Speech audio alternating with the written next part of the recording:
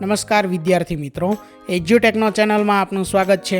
આજે આપણે ધોરણ 5 વિષય પર્યાવરણની સ્વ અધ્યયન પોથીમાં પ્રકરણ નંબર 7 પાણી સાથેના પ્રયોગો તેના તમામ પ્રશ્નોના જવાબની સમજ મેળવીશું। તો પ્રકરણ 7માં સૌથી પહેલા છે પ્રશ્ન નંબર 1, જેની સૂચના છે નીચે આપેલી વસ્તુઓ પાણી ભરેલી ડોલમાં નાખતા કઈ વસ્તુ તરશે અને કઈ વસ્તુ પાણીમાં ડૂબશે તે પ્રવૃત્તિ કરી નક્કી કરો। યોગ્ય ખાનામાં ખરાની નિશાની કરો। તો અહીં જે વસ્તુઓ આપેલી છે તે વસ્તુને આપણે પાણીમાં નાખવાની છે। જો વસ્તુ તરે તો તેની સામે ખરાની નિશાની કરશું અને જો વસ્તુ ડૂબે તો તેની સામે ખરાની નિશાની કરશું, બરોબર। જેમાં પહેલું છે વસ્તુનું નામ, એમાં કાંસકો તો એ તરશે। બીજું છે દિવાસળી તો એ તરશે। બોટલનું ઢાંકણું, પેન્સિલ, કાગળનો ડૂચો અને તેલનું ટીપું, આટલી વસ્તુ પાણીમાં તરશે। જ્યારે ખાંડ, કાંકરો, રબર, માપપટ્ટી આટલી વસ્તુ પાણીમાં ડૂબી જશે।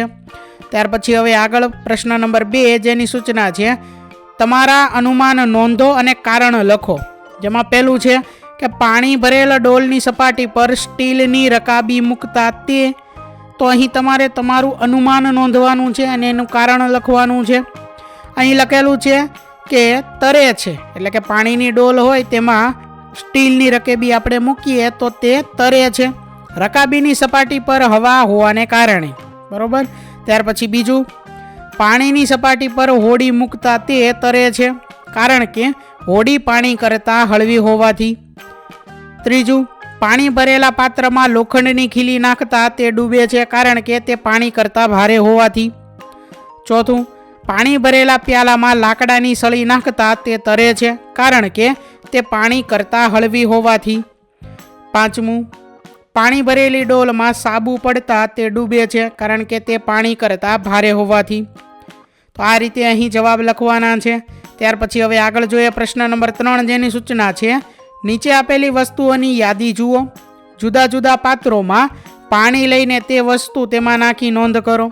એટલે કે અહીં વસ્તુઓની યાદી આપેલી છે, તે વસ્તુને હલાવતા તે ઓગળે છે કે નહીં, તે વસ્તુનો રંગ બદલાય છે કે નહીં, સ્વાદ કેવો લાગે છે, તેના વિશે આપણે અહીં લખવાનું છે।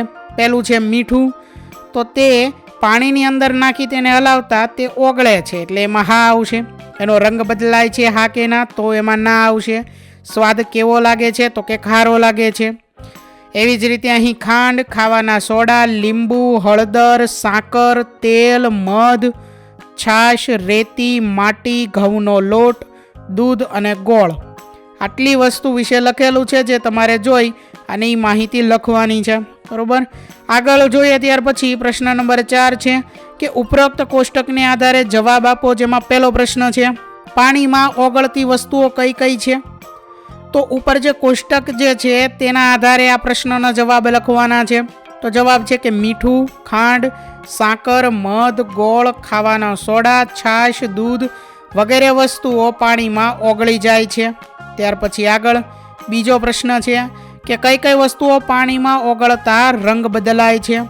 તો હળદર, મધ, ઘઉંનો લોટ, ગોળ, છાશ, દૂધ, માટી વગેરે પાણીમાં ઓગળતા પાણીનો રંગ બદલાય છે।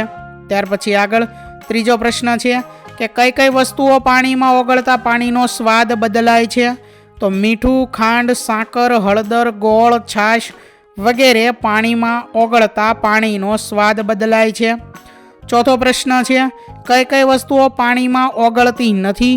તો જવાબ છે કે લોખંડની ખીલી, રેતી, પથ્થર, લાકડું, પ્લાસ્ટિક વગેરે વસ્તુઓ પાણીમાં ઓગળતી નથી।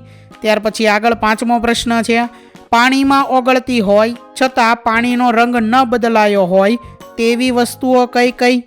તો મીઠું, ખાંડ, સાકર વગેરે વસ્તુઓ પાણીમાં ઓગળતા રંગ બદલાતો નથી। ત્યાર પછી આગળ પ્રશ્ન નંબર 5, જેની સૂચના છે પ્રશ્નોના જવાબ લખો। જેમાં પહેલો પ્રશ્ન છે ચોમાસામાં વરસાદ પડ્યા પછી પાણી ભરેલા ખાબોચિયા કેમ સુકાઈ જતા હશે?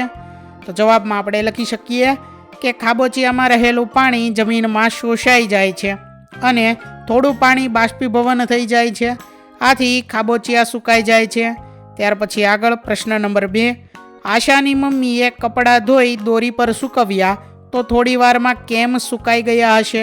તો જવાબ છે કે દોરી પર સૂકવેલા કપડાનું પાણી પવન અને સૂર્યના તડકાને લીધે બાષ્પીભવન થઈ જાય છે, તેથી થોડી વારમાં કપડાં સુકાઈ જાય છે.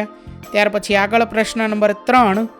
અમરે પાણી વડે પોતાની સ્લેટ ભીંજવી, તેની સ્લેટ થોડી જ વારમાં કોરી પડી ગઈ. આવું કેમ થયું હશે?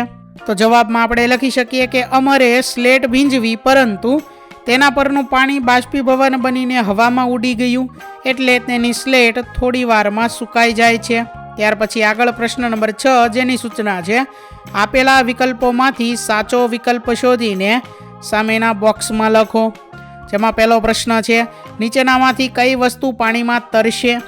વિકલ્પ A લોખંડની ખીલી, B લોટની ગોળી, C પ્લાસ્ટિકનો દડો, D કાચની લખોટી. તો જવાબ છે વિકલ્પ C પ્લાસ્ટિકનો દડો, એટલે સામેના બોક્સમાં C આવશે.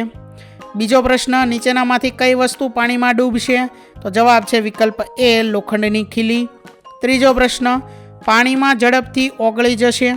વિકલ્પ B મીઠું. ચોથો પ્રશ્ન, તડકામાં શું જલ્દી સુકાઈ જશે? જવાબ છે વિકલ્પ A હાથ રૂમાલ. પાંચમો પ્રશ્ન, નીચેનામાંથી કઈ વસ્તુ તડકામાં સૂકવીને બનાવવામાં આવે છે? જવાબ છે વિકલ્પ B પાપડ. ત્યાર પછી આગળ પ્રશ્ન નંબર 7, તમારા ઘરે કયા કયા કામોમાં પાણીનો ઉપયોગ થાય છે તે લખો. તો વિદ્યાર્થી મિત્રો, આ પ્રશ્નનો જવાબ તમારે જાતે લખવાનો છે. તમારા ઘરમાં કયા કયા કામની અંદર પાણીનો ઉપયોગ થાય છે તે તમારે લખવાનું છે. અહીં સમજૂતી માટે જવાબ લખેલો છે કે મારા ઘરે રસોઈ, કપડાં ધોવા, પીવા માટે, પોતા કરવા, નહાવા માટે, પશુને પીવડાવવા માટે, વાસણ સાફ કરવા માટે, છોડને પાણી પાવા માટે તેનો ઉપયોગ થાય છે. તો વિદ્યાર્થી મિત્રો, અહીં ધોરણ 5 વિષય પર્યાવરણની સ્વ અધ્યયન પોથીમાં પ્રકરણ નંબર 7 પાણી સાથેના પ્રયોગો, તેના તમામ પ્રશ્નોના જવાબનું સોલ્યુશન પૂર્ણ થાય છે. વિદ્યાર્થી મિત્રો, આપેલા વિડીયોની જો તમારે પીડીએફની જરૂર હોય તો તમે આપણી એપ્લિકેશન સ્માર્ટ સાથી પરથી મેળવી શકશો.